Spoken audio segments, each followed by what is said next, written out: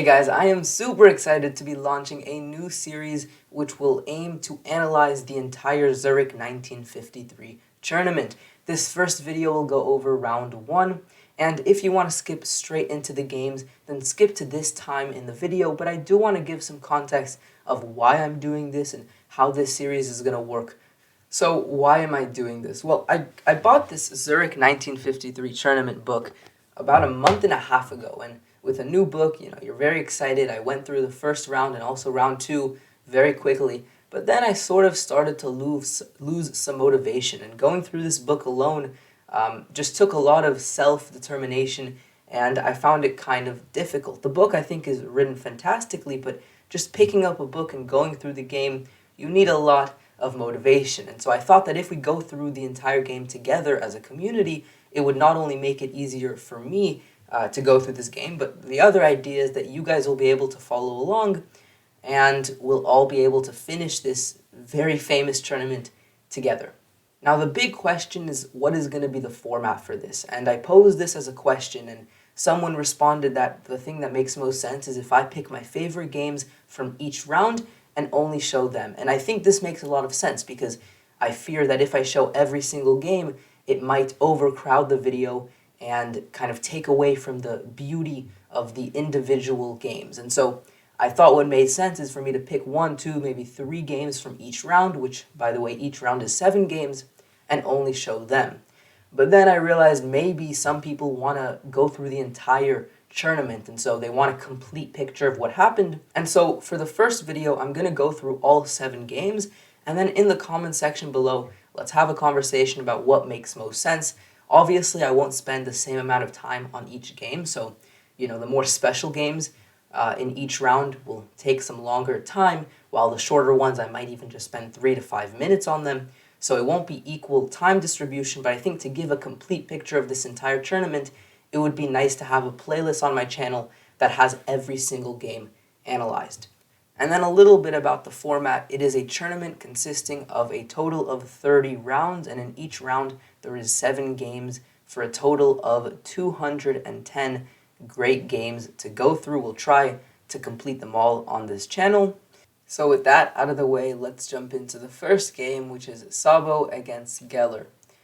So c4 and g3 and eventually d4, and this combo of c4 and d4 I noticed from the games that I saw already is much more popular than e4. I think e4 was only played once in this round, whereas c4 and d4 basically every game. So pawn takes on c4, and now queen to a4 check. Now the bishop on g2 is already showing some influence in this game because knight to c6 is a more typical response here, also putting pressure in the center. But here black is forced to go for a much more passive setup with knight to d7. Now knight to f3 play. There's no rush in taking the c4 pawn. Instead, white wants to castle quickly. Now a6, and now takes, because of course the threat was b5, which would solidify black's structure, defend the c4 pawn, also kick away the queen, and therefore allow black to develop with tempo. So to avoid that mess, white simply took, and after b5 played queen to c6, really putting the queen in the heart of black's position, attacking the rook here. Also, you'll see white really tries to seize an initiative quickly. So after the rook moves, bishop to f4, continuing the pressure.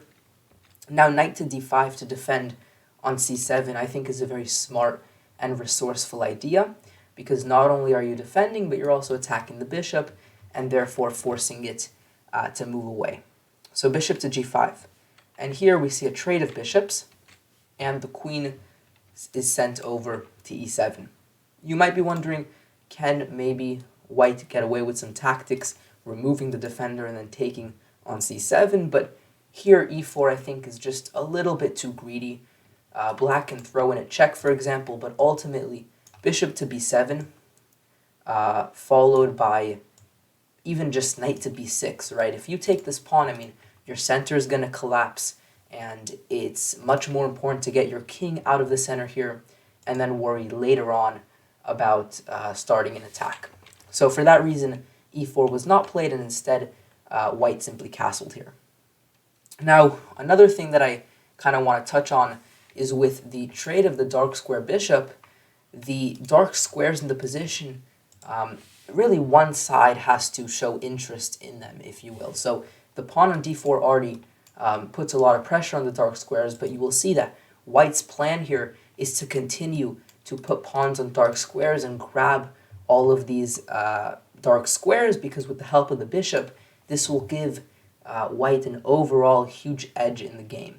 So after bishop e7, queen drops down, and now c5. Black tries to open up the queen side, which makes total sense given all of these pieces here that are kind of in the king side, queen side, especially with the rook also coming to the c file. So takes, and now rook to c1, continuing to put pressure. The rook to c8, and now knight to c3. Developing the knight, it makes a lot of sense here. And black shows no interest in trading the knights and plays knight to f6 instead. Now here, there's already a tactical miss that was played. So in the game, b4 was played here. And I think this is kind of the first real missed opportunity in this tournament. So b4 makes a lot of sense, of course. Like I said, grabbing some more dark squares. With the dark square bishop, with the dark square bishops out of the game, this is definitely a good plan. But a missed opportunity is actually to play knight takes b5, pawn takes b5, and then b4. And you're using the fact that this rook is very poorly defended to your advantage, because after the knight moves, queen takes, and rook takes. Rook, for example, would probably be the logical continuation, and the end result, I mean, okay, it's very unbalanced, right? A rook, or two rooks for the queen, but also because of this a pawn that can become a passer in the future, also because the king is super unsafe here and is vulnerable to all of these checks, white probably has a small edge here. So this would have been a good possibility to transform the position, but b4 was played immediately, which again makes a lot of sense. So knight to a4, queen to b3, knight takes, rook takes, we see some trades, and black finally castles, rook to c1, and now rook to d8. Again, noticing that rook to c8 is not possible because of the back rank issues, queen takes and rook takes. You can block with the knight, so you're not forced to give away the queen, but this is also pretty bad. The knight can come over here to e5, the bishop comes to c6. I can show this line here, bishop to c6, the king had to be given some breathing room with this move g5, and black can gain some pawns here, and we get this really, again, unbalanced position. The queen is super powerful here, with the prospects of making these pawns queens as well, but again, the king here, super unsafe, all of these pieces around it, these pawns super weak as well, so super double-edged, and again, another way that the game could have gone, but instead, rook to d8, controlling another open file, and now very calm a3, continuing to grasp control over the dark squares.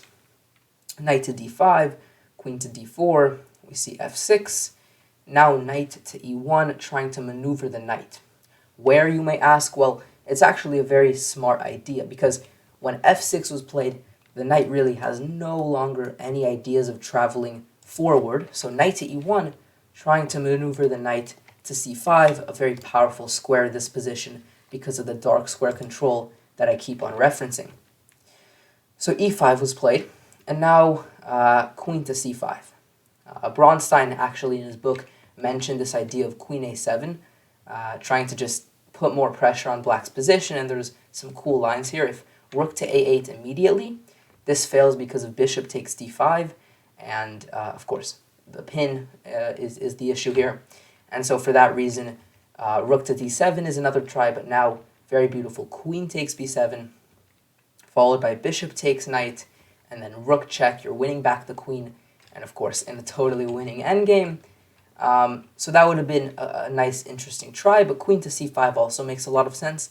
And here is kind of I think, one of the most interesting moments of this first game. You can take with the rook, of course, you can take with the pawn as well. So rook takes, I think, is much more standard in this position. right? You keep the control over the c-file, put pressure in the center. The rook is just very powerful here. But pawn takes was played, and I believe white's idea is to try to use the pin along this file and try to go for some tactical ideas. The issue is that black is just in time to save the position here, and then after black defends, well, maybe there's going to be some issues here for white with these pawns running down the board. So positionally, it's a little bit of an interesting move here. So bishop to c6, rook to d1, going for the pin, threatening e4 here, and so rook to d7. And this is the whole idea. Now the rook is defended by the bishop. Black's position is super solid here. And especially once the king comes in, there's going to be no tactics possible. And then, like I said, this pawn is a weakness, and these pawns can run down the board. So this actually gave black a nice position.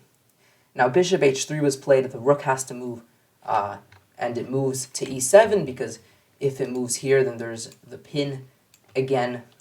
So rook to e7, bishop back, or knight to c2 was played here, a5, and then bishop back to g2 to attack the knight, and then rook to d7, and we get this interesting position where repetition is available, and white now makes the move king f1, not going for the repetition. And this is a mistake, because black is simply better here.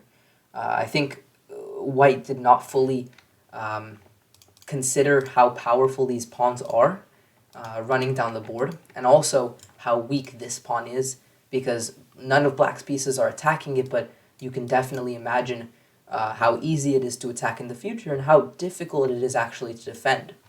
And so for that reason, taking the draw here with bishop g2 would have been the best choice, but king to f1, a little too ambitious, I think.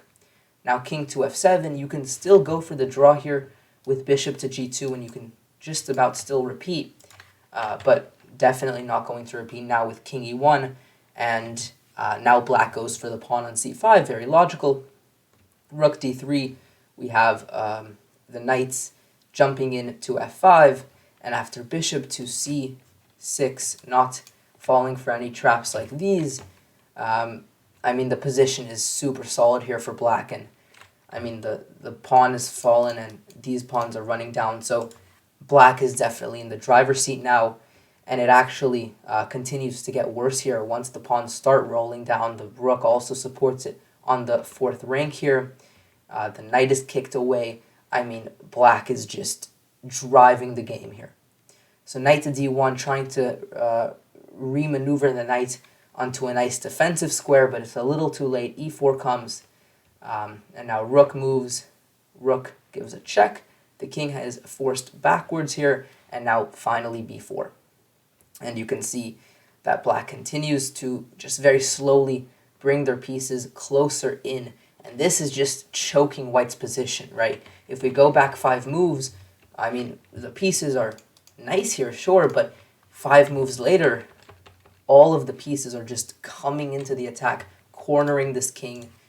It's a beautiful attack displayed here with the black pieces. The king moves because there's really nothing else that white can do, and ultimately after this trade, I mean, white continues playing on for a little bit, but it's dead lost here. After b3, white actually resigned, and I can just show you exactly why. If you try to defend with the knight, then knight to a3 comes, and the thing that you have to understand is that black has more than one source of ideas here. Not only this b pawn, but this e pawn is also running down, so e3, e2, and king f2, and finally knight to c2 will put an end to this match. So that is the end of game 1, a very decisive result, which for this tournament is actually going to be rare. There's going to be quite a few draws, so I think it's nice to kick off the tournament with a decisive result. Hopefully you enjoyed round 1. Let's proceed. Alright, game number 2, Najdorf against Reshevsky. We have the king's Indian defense here. Black plays this aggressive d4 c5, d5 c5 combo here. White castles, knight to c6, a3, all very common. And perhaps the biggest question in this opening is, what do you do with this bishop on c1? Because when you play a3 to kick away this bishop, and when you play e3 to solidify your center, it leaves this bishop with no good path currently. And so there's a couple of ways to handle this.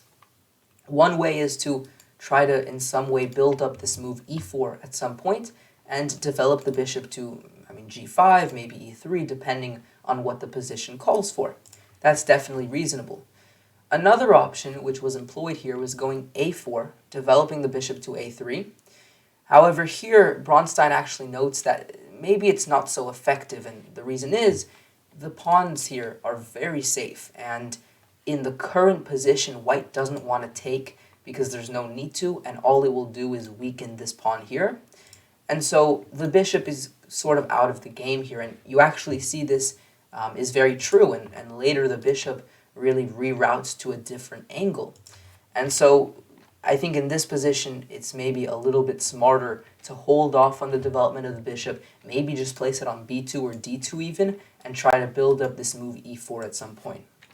But okay, a4, also reasonable. Bishop to b7, bishop now to e2, and now the move queen to c2, getting out of the file of the rook, a very just smart positional idea. Knight to a5, and now pawn takes. And this transformation of the position, I think, is definitely worth just analyzing and really thinking about. First of all, why would white go into this line where they end off in this position? And also, who is this good for? And it's definitely double-edged. So, first of all, with knight a5, black is trying to suggest that maybe they're going for things like c4 followed by knight b3. This b3 square is kind of weak here. And so, for that reason, I think white felt like they had to do something urgent, as otherwise the queen side just positional play will end the game for black here, or end the game for white. And so for that reason they took and then played c4. And c4, the reason is, I think, to stop c4 from black, and again, planting the knight on b3. But of course, c4 has some big drawbacks. First of all, the bishop can very easily activate. Bishop here to e4.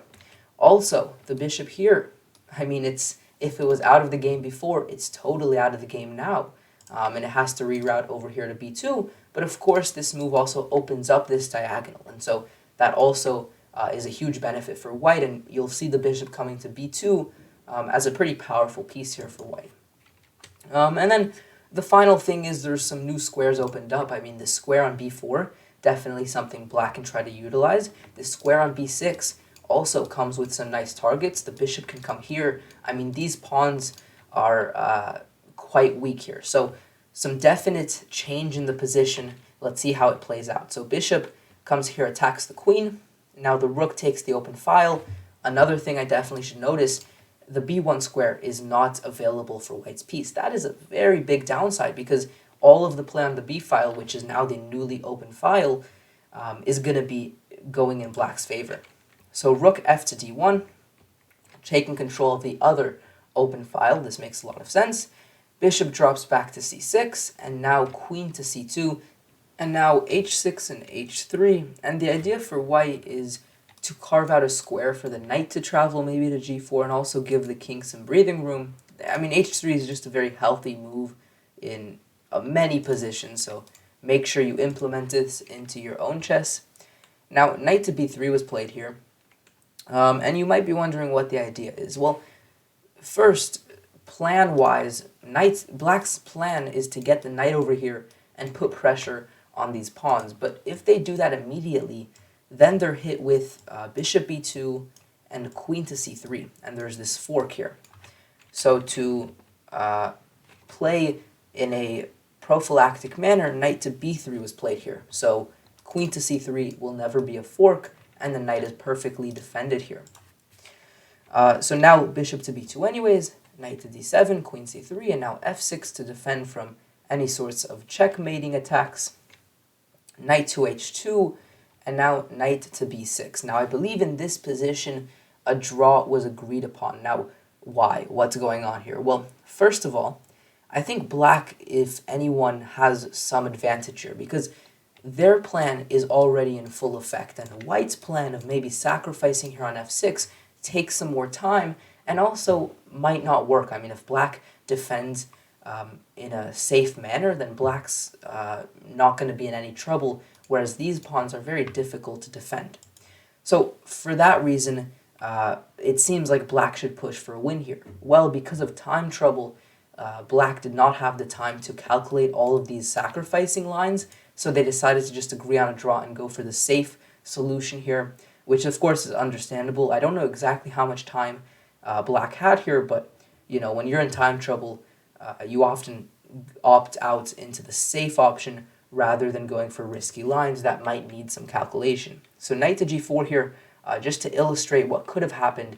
Knight to a4, takes, knight takes on b2, and now, for example, bishop to g4, and I think it's reasonable. I think draw is a reasonable result here because there's a lot of pressure, right, in white's attack here. So something like queen to g7, bishop takes. If you go king h8, then rook check, and I mean, this is actually just simply winning here. And if you go instead king to h7, which is better, then bishop to f5 check, king drops to h8, and we get this funny draw here because this time the bishop is not here, so queen here, and we get this funny draw.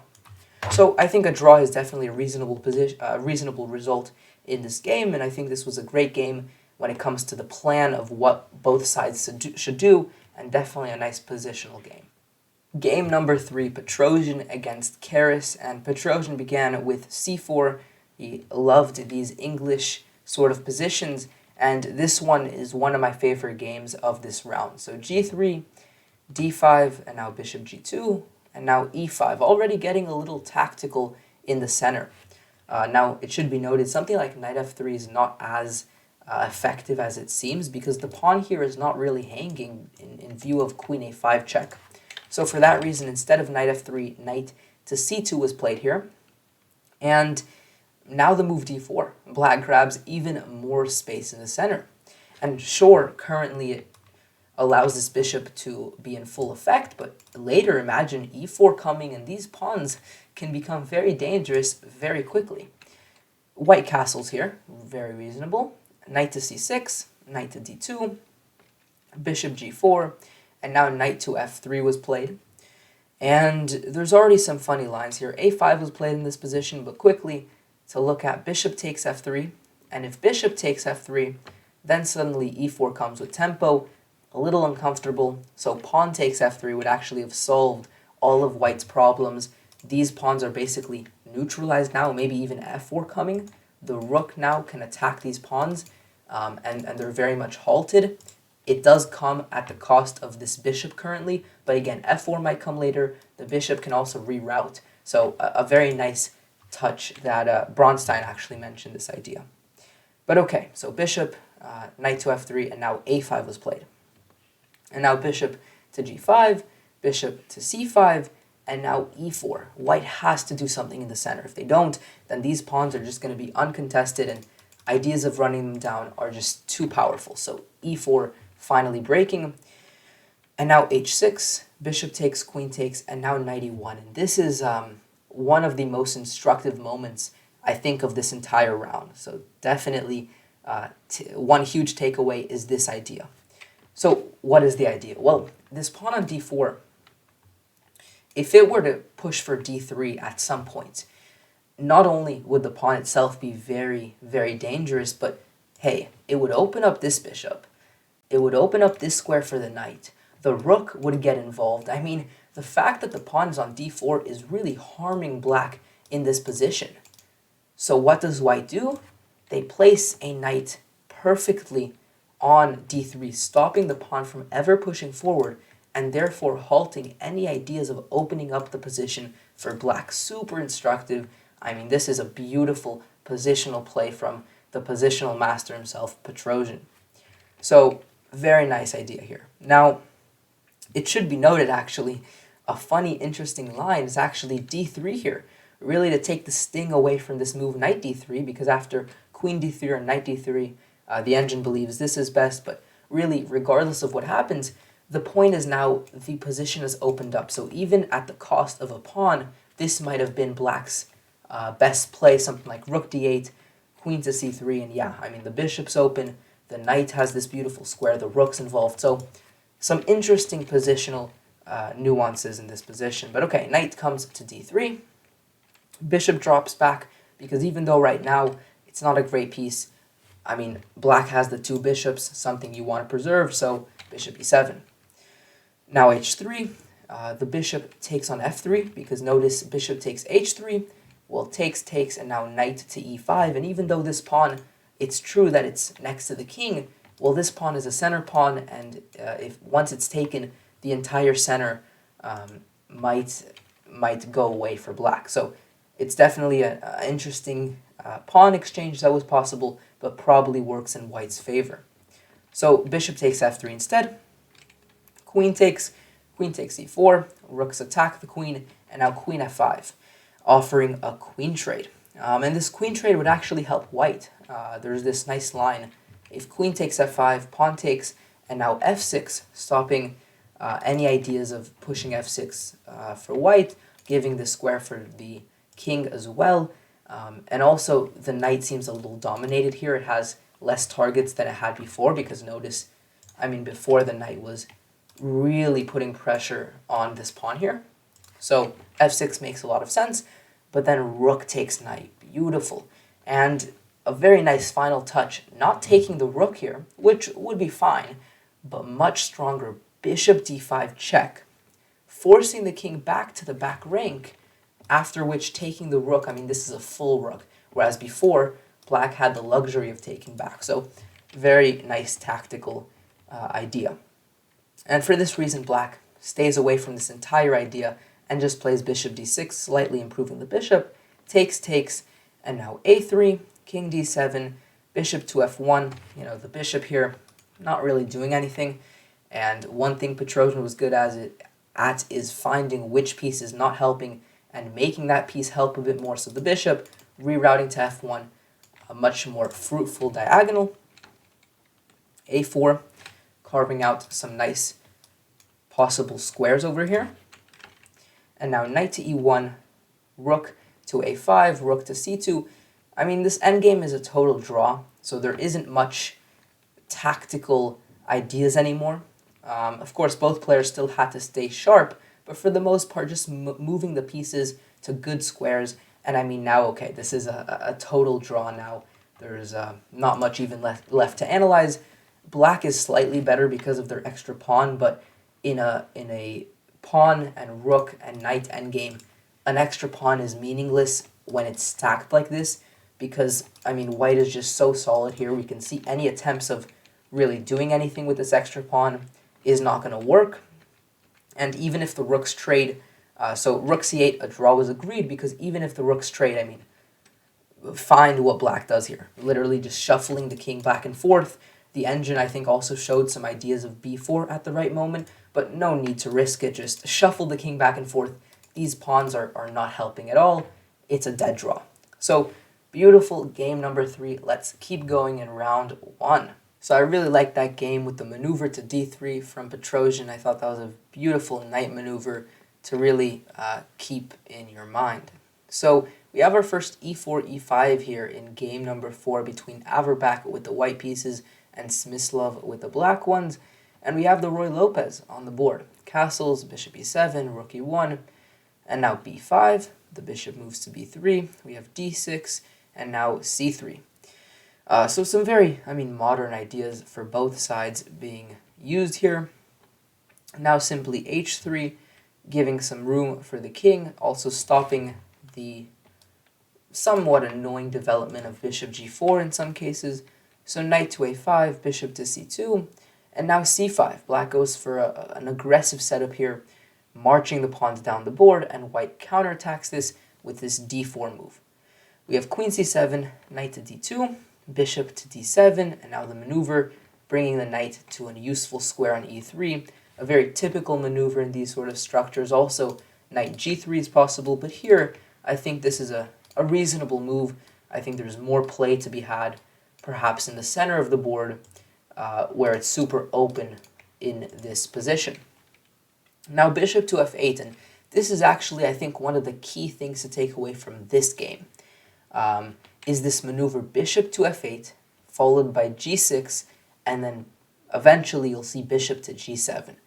And this idea of kind of self-fianchettoing after you've already castled is, I think, super rare, but a very useful one, because in the opening stage, when bishop to e7 was played, all the way back here, bishop to e7, I think a lot of people consider this a very committal choice, which it is, but also a non-changeable one. But, I mean, chess is a game of changes, and, you know, you have the luxury in chess to think of some creative maneuvers. So here, bishop to f8, realizing that the bishop is better, you will see, on g7 than it was on e7. And why? Because if we look at where the bishop was on e7, it's really crowding the position here for black. But on g7, it has a nice diagonal, which there's some very good chances that something useful or eventful happened on this diagonal. So I think that was just a very instructive point I wanted to make. You have these creative ideas at your disposal. Okay, bishop d2 and rook to c1. Trying to find the ideal squares. I think maybe a little struggling to find the ideal squares because I'm not sure that these two moves were really useful because there's not much going on the c-file, and you can see that eventually the c-file slightly opens up, but it's nothing major, and white has basically just wasted some tempo with these last few moves that's given black the luxury to maneuver the bishop to a useful square. So rook to d8, centralizing the rook, queen to f3, bishop g7, rook to d1, and we see after bishop b1 here and queen to e7, the knight hops into a better square, knight takes, and now knight to a5, putting pressure on these pawns here, maybe looking to go towards the square here, where it's very useful. And you can see sort of the awkward placement of these pieces. I mean, if the rook was on a1, this pawn would be much more defended. You wouldn't have to practically waste a piece here with the bishop. So a little bit of awkward positioning, which is why white decides to first play b3, solving all of the current problems, and then look to trade pieces. And, you know, if you're in a very uncomfortable position, I think trading is the right way to go, because in the end, you're taking away all resources that your opponent has. So rook takes, and now here queen takes, which, if I'm being honest, I don't fully understand this move.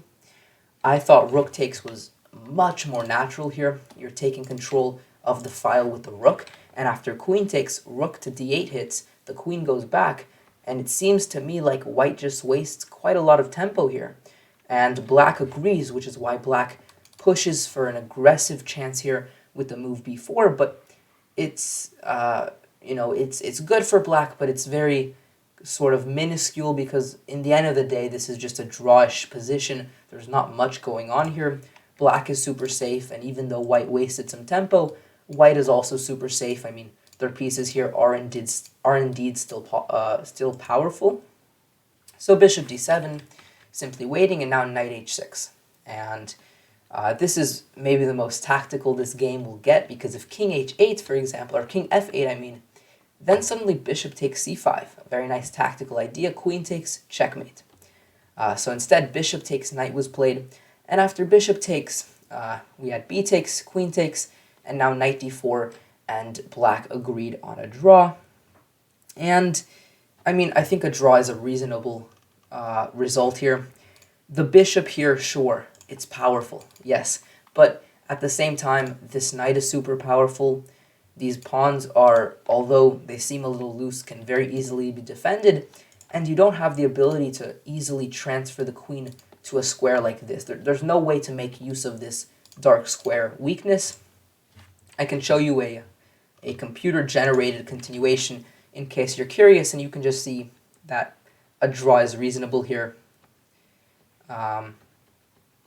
And this pawn is easily stopped with bishop d5, and yes, indeed, a draw makes a lot of sense here. So, big takeaway of this game, I think, the bishop maneuver, a genius way to make use of this dark square bishop that's doing nothing here on e7 and putting it on a much more powerful diagonal.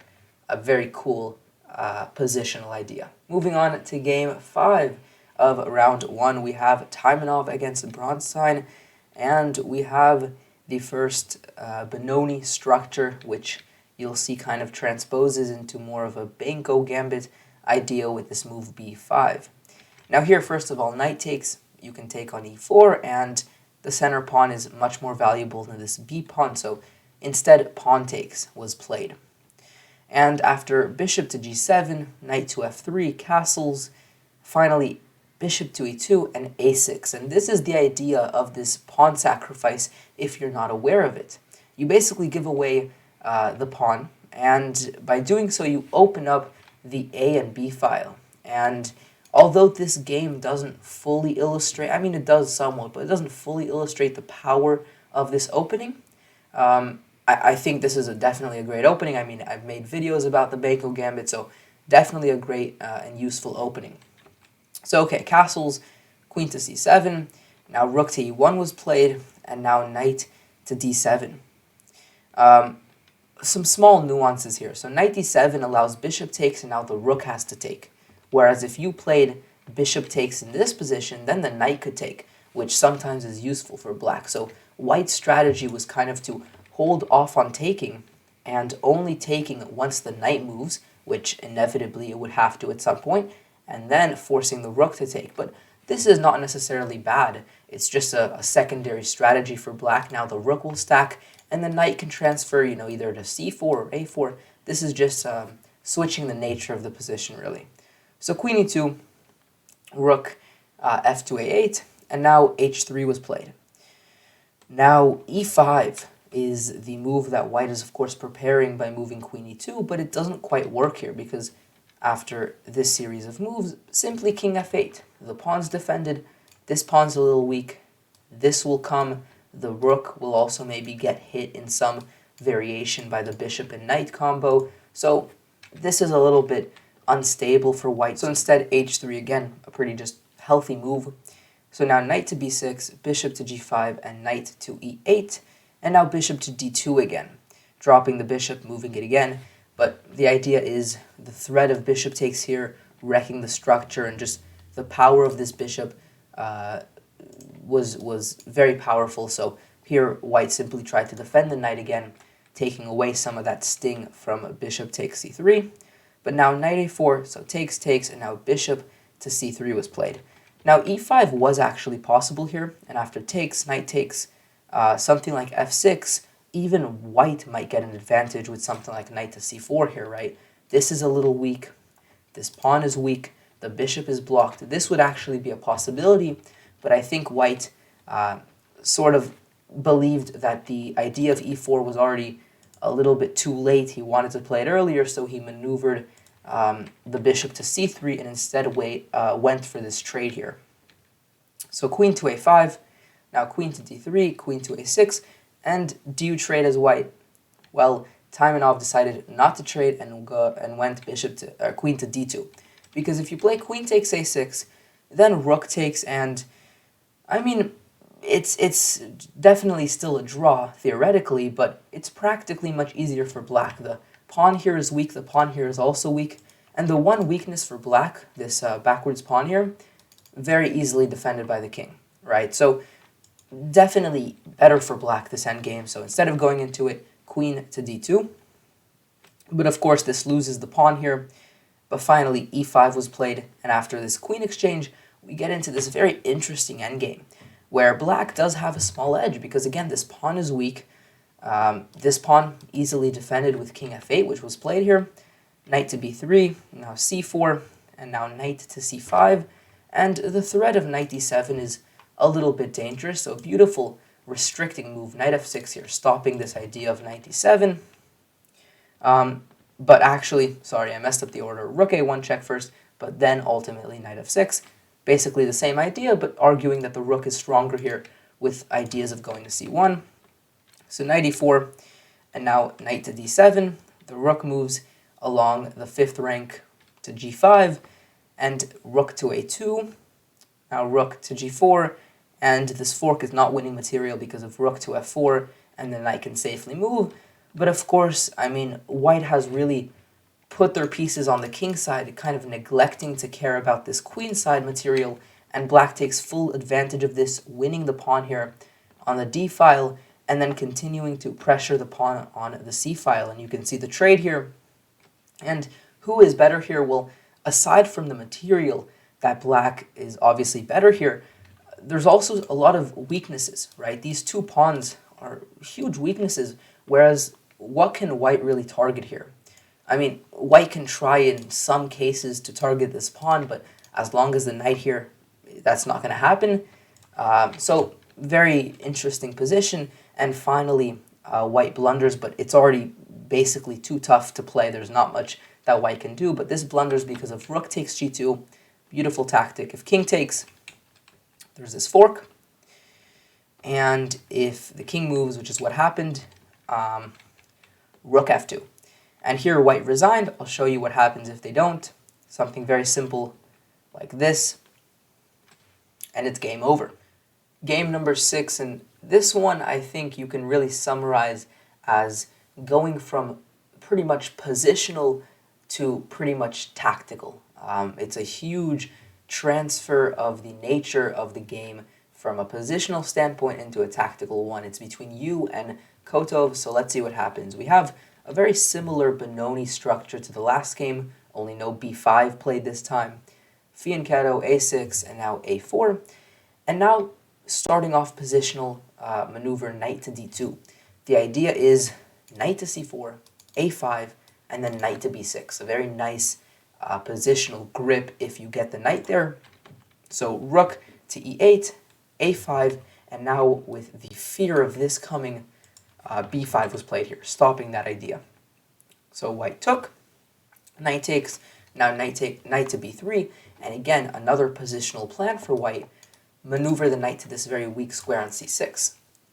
So queen to c7, knight to a5, bishop to d7, h3, bishop to b5, bishop to e3, knight coming to d7, opening up the bishop, and now queen to b3, knight to f6, rook to c1, bishop coming to d7, trying to find the ideal squares for each piece.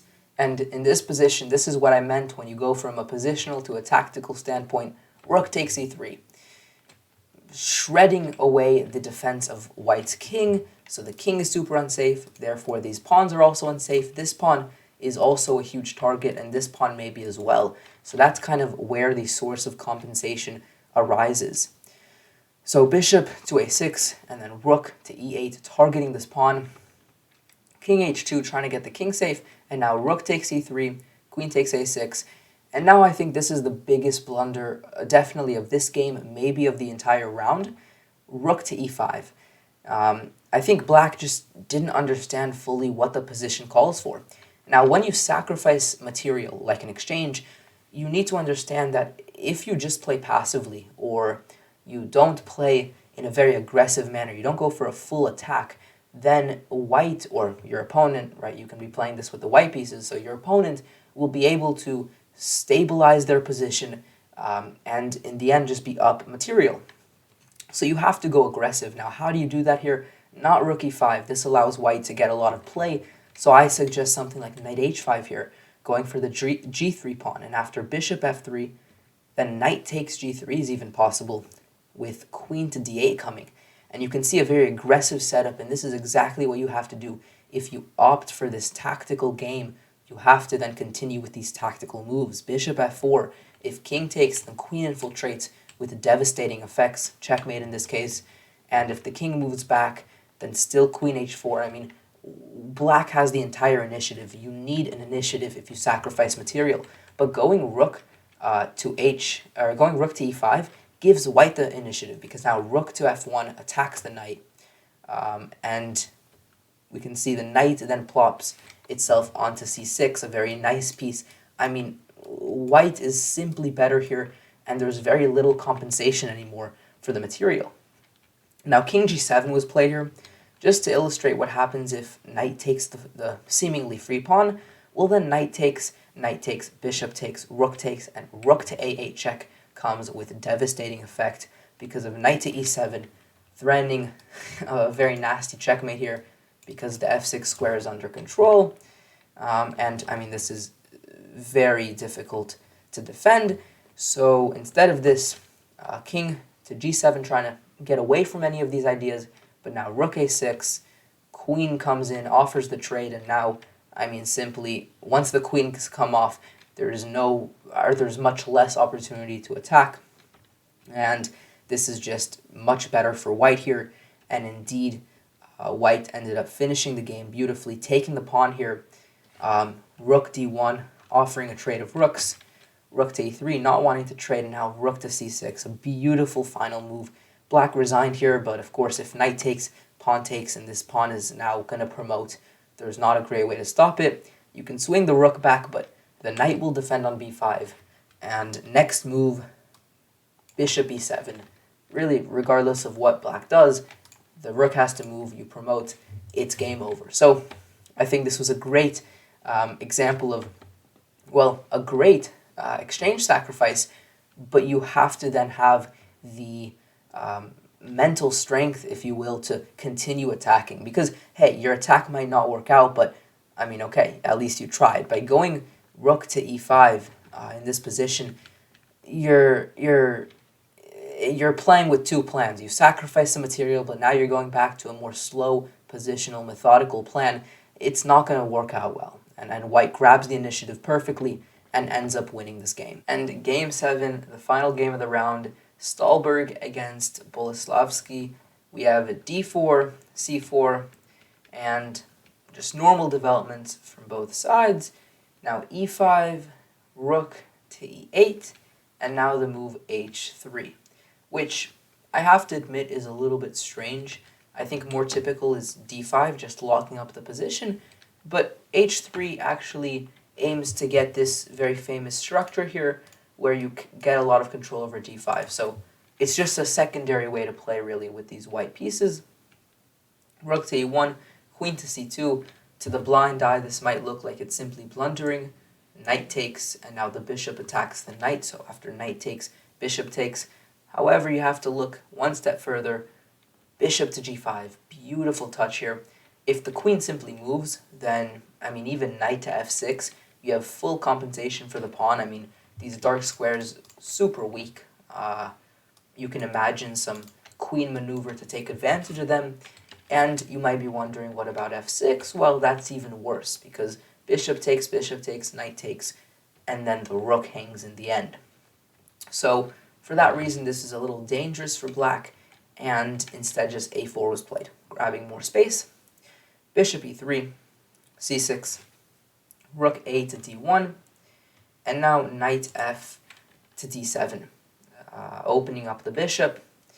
And, I mean, it's a very interesting position here. I think black maybe has some slight edge, even though white has more space. The bishop is powerful. a3 is always an idea. This knight here, super powerful. The open rook on this pawn is always something white has to really check for. And there's all of these ideas of f5 and d5. Black has a lot of plans here. And for that reason, white tries to go for an aggressive setup, because again, otherwise black will just continue with these slow plans of d5 and f5 and maybe a3. I mean, white will enter into a defensive state if they don't do something right now. Okay, so f4, queen to a5, bishop to f2, and to defend the pawn, bishop to f1 was played here. And now a3, which is super double-edged, because, I mean, initially it seems horrible, right? Why give this square to black? But at the same time, if you don't, then a3 might come with the black pieces, and again, you're going to go into a state of a defensive mentality. I mean, black will be calling the shots if they get to play a3, so in one sense, it gives this very juicy square to black in some positions, but at the same time, it really stops any sort of dangerous pawn breaks on the queen side.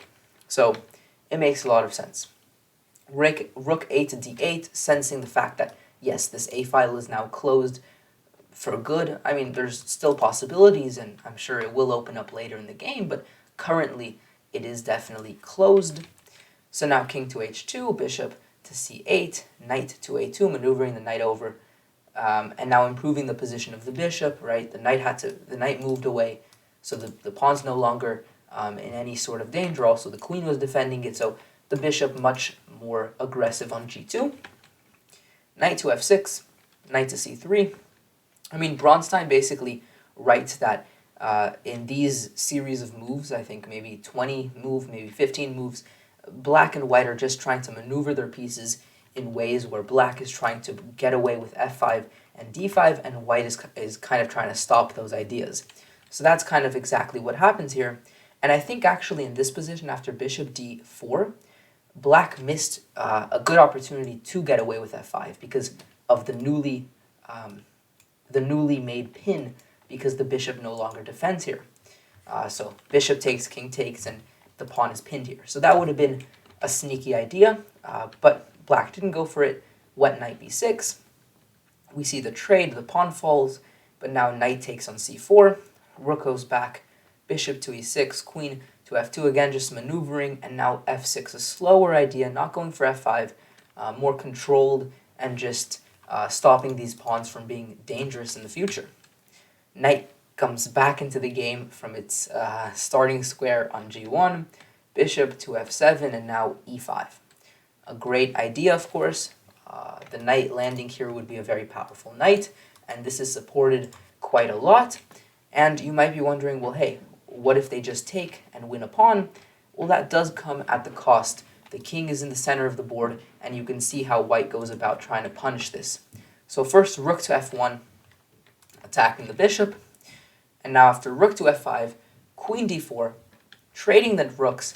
And now this pawn is weak, the king again is weak, the bishop pretty passive, and the queen super powerful in the center of the board. And exactly, queen e5 was played here, just putting it in the center, creating some pin, which is a little uncomfortable.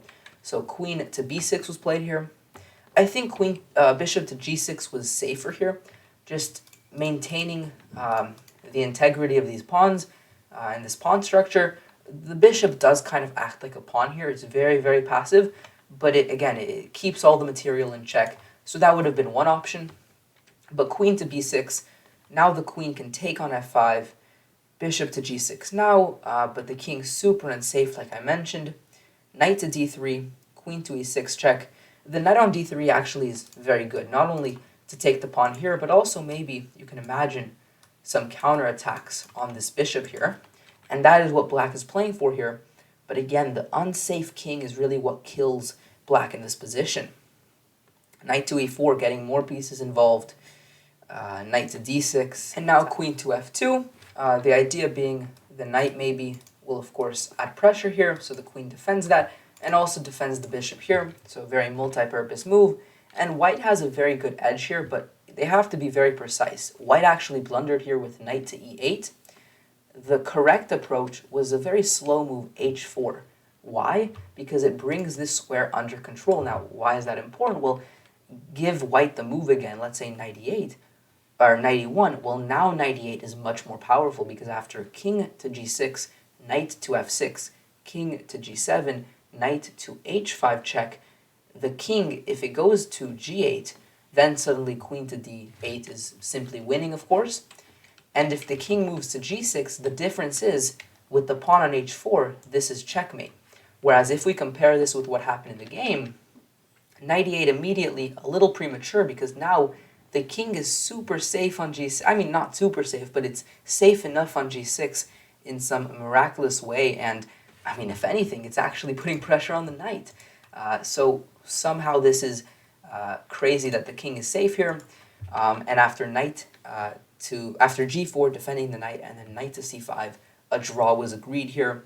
In fact, white ended up offering the draw, simply realizing that this knight is now going to be able to defend on e6 in some cases, and there's nothing that white can do here. And we can really corroborate this. Something like h4, trying to go for checkmate, well, simply knight e6 works here, defending. Not h6, though, as Bronstein noted, because of queen takes c5, a beautiful queen sacrifice, and bishop e4 checkmate. So you have to be careful still, but if you play knight e6, if you play precisely, black's king is totally fine here. And this is definitely a draw. And that is basically how this game ended and how the round ended. So, okay, this was definitely the longest video I've ever done. If you ended up watching all the way here, thank you so much. Hopefully you enjoyed this. Of course, it's definitely a different type of content to what I usually make. So if you did enjoy it, let me know down below, and let me know what you would change. Of course, this is all an experiment in some way. So if you want me to only pick some of my favorite games and only show them, let me know. If you want me to be more complete and show all the games, let me know. But yeah, tell me down below what you guys are thinking. Thank you so much for watching this video. Subscribe for more content just like this, and I will see you next time. Peace out.